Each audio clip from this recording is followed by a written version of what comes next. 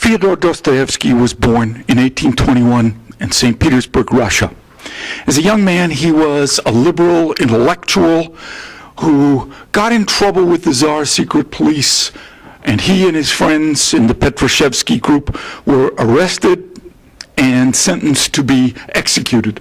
On Christmas, they were all lined up with the firing squad, and then a messenger comes charging in with a pardon from His Gracious Majesty the Tsar. It was all a fraud. The pardon had been decided months in advance, but it had its effect. The man in front of Dostoevsky fell down insane. Dostoevsky himself had one of his first grand mal epileptic seizures, and epilepsy was something that troubled him the rest of his life. In any case, their execution had been commuted to 10 years in Siberia. And so Dostoevsky was sent off here in his 20s to Siberia in a prison for 5 years. And then he left the prison and became a simple soldier, a buck private, as we'd say, on the Mongolian border, and served out the rest of his time. After 10 years, he was allowed to come back to St. Petersburg. And he came back a changed man.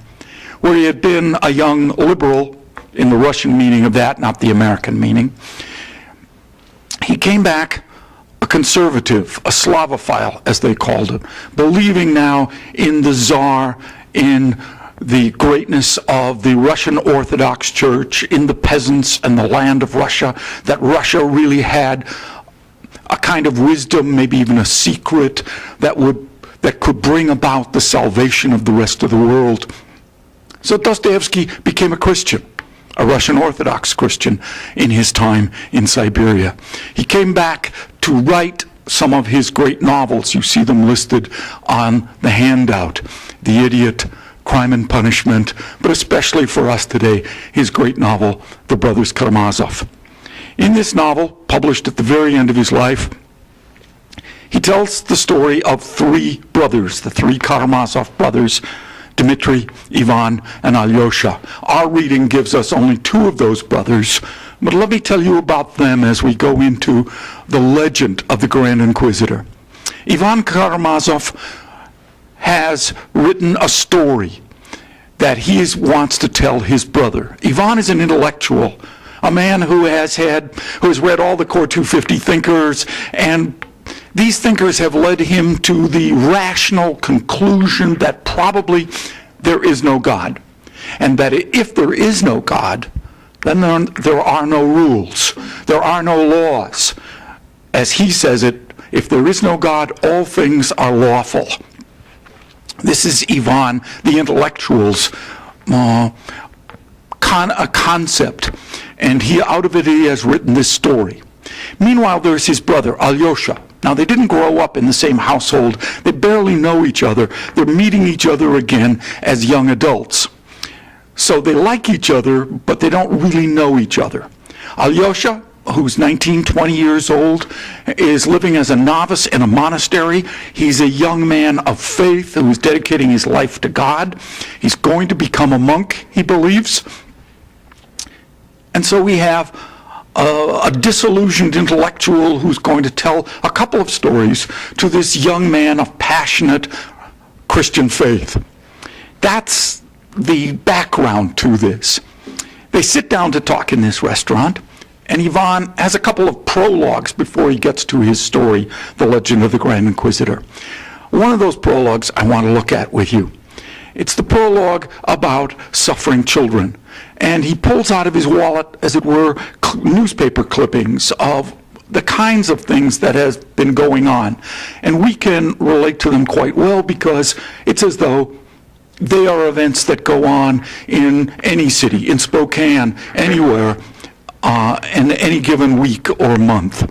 The first one is just a grotesque little story about a child who has messed herself in the bed, and the parents, in their fury, take it and smear it all over her and stick her out in the outhouse in the cold and the dark and lock her in. And she's terrified, and she sits there frightened, saying, "Oh, dear God, oh, dear God." That's the kind of suffering we can read about anytime on television news or in the newspaper. The second story is more grisly, but certainly we can find modern analogies to it. A young boy has thrown a rock and injured the paw of one of the landowner's dogs, one of his prize hunting dogs. And so he strips the little boy naked and summons all the peasants, including the boy's parents, and sicks the pack of dogs on him who tear this boy apart in front of his parents' eyes. It's a horrifying story, and Ivan is horrified by it, as is his brother Alyosha.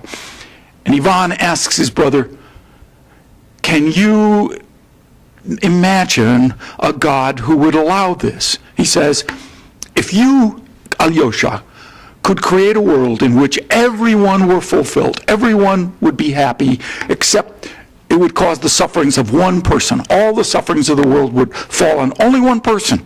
It's a very utilitarian view. Greatest happiness for almost everybody, except one will be utterly unhappy. Would you accept it, Alyosha? Alyosha says no.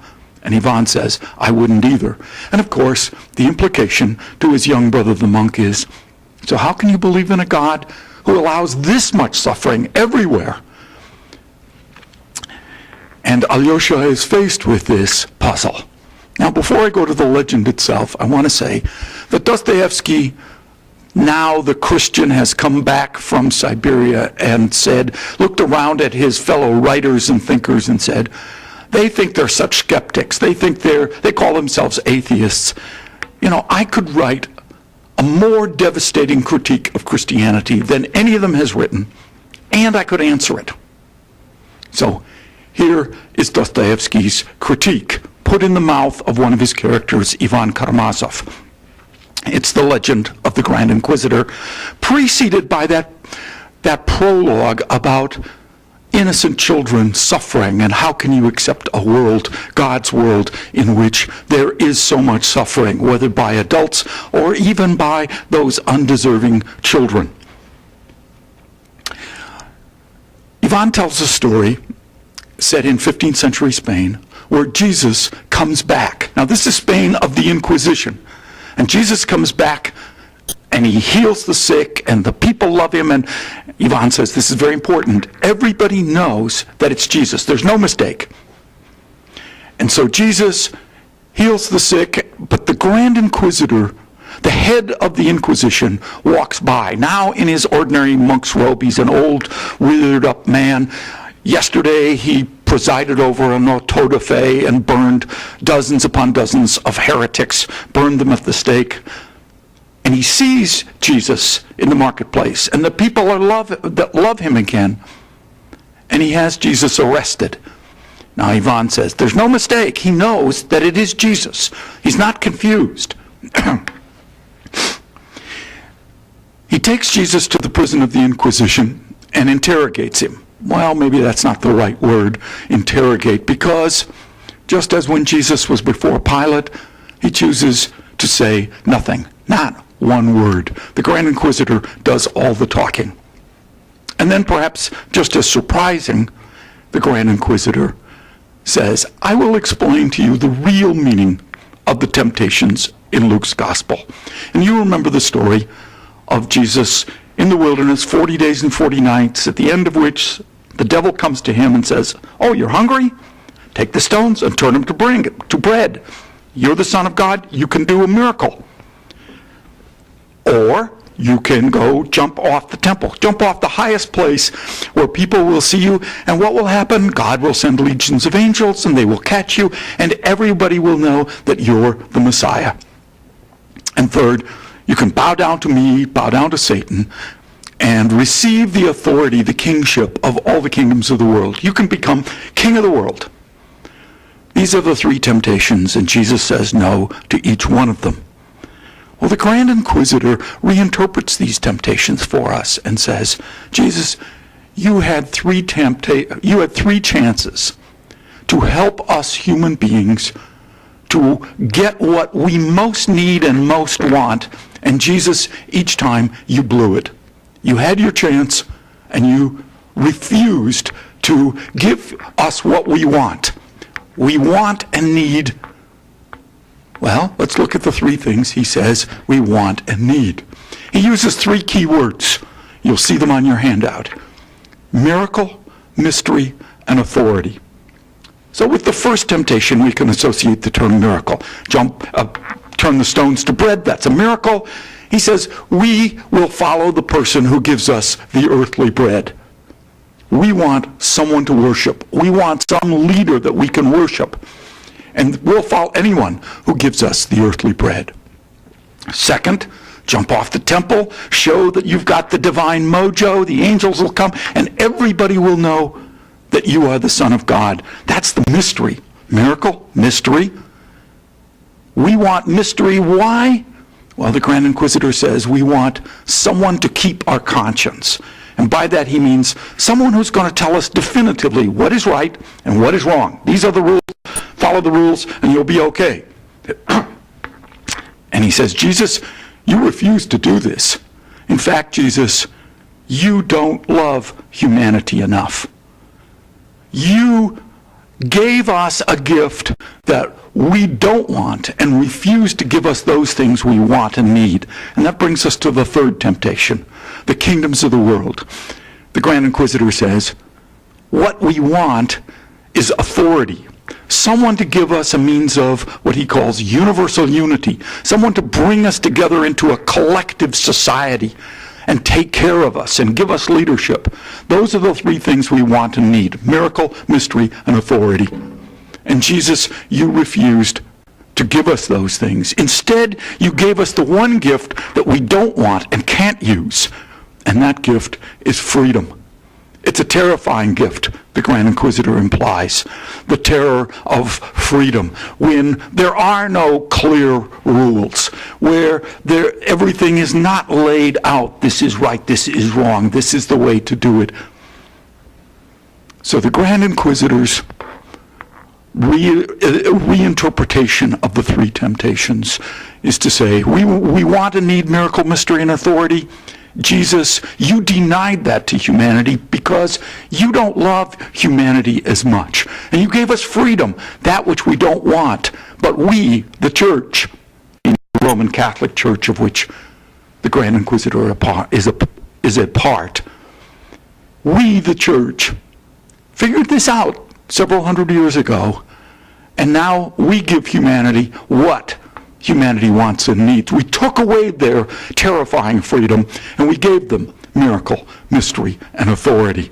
Okay, so a few people get burned here and there. A few people may get tortured by the Inquisition. But you know, it's going to make people happier. The Grand Inquisitor stops. Jesus, notice, has not said a single word. And what Jesus does is to go up to him and to kiss him on the lips. And then there's a sentence in the text. That's a very powerful sentence. It says, the kiss glowed in the old man's heart, but the old man clung to his idea. Notice, it moved him emotionally. He was powerfully affected by Jesus, but he stayed with his rational, ideological conception. And so he says to Jesus, leave. I'm not going to torture or burn you. I just want you to leave and never come back because we, the church, have taken over. We have given humanity what they want and need, and we have taken away the terrifying burden of freedom. End of the story. Ivan Karamazov turns to his young brother, the monk, the novice, and says, what do you think of my story? And Alyosha says to him, he leans over and he kisses him on the lips. And Ivan says, that's great, that's plagiarism, you stole that from my story. It's clear that Ivan sees that Alyosha has understood the story on a profound level. Not that he agrees with it, but that he has understood it. So now I ask you, in your discussion section, a couple of questions to think about. The first question, in what ways does this legend of the Grand Inquisitor challenge Christianity? In what ways is it a devastating critique of Christianity? Secondly, why does Jesus say nothing? Why does he choose to kiss the Grand Inquisitor but not to argue, to explain, to say anything to him about how he might be wrong? And third, what does the kiss mean? What does the kiss mean that Jesus gives to the Grand Inquisitor? What does the kiss mean that Alyosha gives to his brother Ivan? Do they mean the same thing?